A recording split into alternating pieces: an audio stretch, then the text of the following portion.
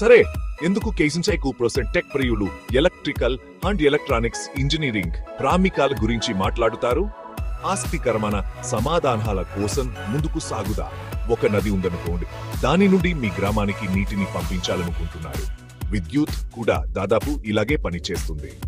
కానీ నీటికి బదులుగా ఎలక్ట్రాన్లను తీగల ద్వారా పంపుతాము. ముందుగా వోల్టేజ్ గురించి తెలుసుకుందాం. దీన్ని నీటి ఒత్తిడిలాగా ఊహించుకోండి. అది విద్యుత్ ప్రవాహాన్ని సర్క్యూట్ ద్వారా నెడుతుంది. ఇక కరెంట్ అంటే ఎలక్ట్రాన్ల ప్రవాహం.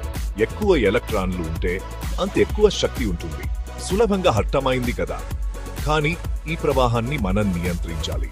అప్పుడే రెసిస్టెన్స్ వస్తుంది. నదిలో వల్వేసి నీటి ప్రవాహాన్ని తగ్గించడం లాంటిదే ఇది.